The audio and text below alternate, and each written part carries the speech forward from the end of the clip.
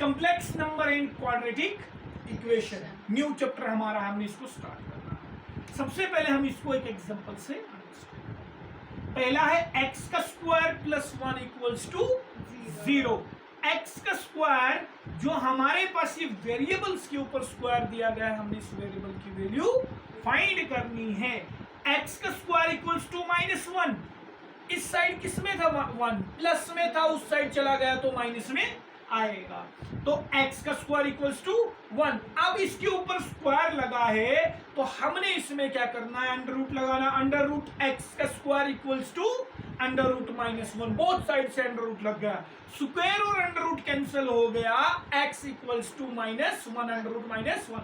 हमारे पास x की value क्या आ गई, अंडर रूट -1। ये इमेजिनरी नंबर है, क्या है हमारे पास आ गया, ये imaginary number is equal to, खाली आयोटा की वैल्यू क्या है, अंडर रूट -1 है।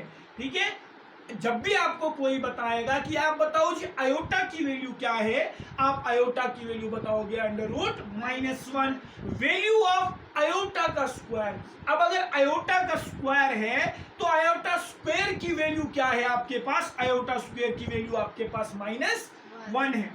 अब इसमें दूसरा हमारे पास एक complex number, second point is complex number, A number of the form of a plus iota b। किसमें, ये a प्लस आयोटा b जो है ये स्टैंडर्ड फॉर्म में आ गया। a इसमें जो आ गया रियल पार्ट आ गया और आयोटा b जो आ गया आपके पास इमेजिनरी पार्ट। तो इसमें आयोटा रियल वाला पार्ट जो उसको हम REZ से डिनोट करते हैं और आयोटा b को IMZ से डिनोट करते हैं। दैट मीन्स अब ये आपके पास आ गया स्टैंडर्ड फॉर्म में। अब इसी स्टैंडर्ड फॉर्म को, जो हमने स्टैंडर्ड फॉर्म ली थी, इस फॉर्म को अब हम एज एग्जांपल के तौर पे कॉम्प्लेक्स नंबर में इस्तेमाल करते हैं। Equality of complex number, equality कैसे होती है कॉम्प्लेक्स नंबर में, अगर आपके पास दो कॉम्प्लेक्स नंबर दिए गए हैं उनमें क्या इक्वेलिटी होनी चाहिए। Two numbers are equal when real and imaginary parts are equal। उसमें real और imaginary parts जो हैं वो equal होने चाहिए। Z1 equals to A plus iota B, ये पहला पार्ट आ गया। Z2 equals to C plus iota D, ये दोनों स्टैंडर्ड फॉर्म्स हमने ले ली। अब इन स्टैंडर्ड फॉर्म्स में हम वैल्यू पुट करते हैं। Z1 is equal to A की जगह हमने 3 लिया, आयोटा B की जगह हमने आयोटा 4 लिया।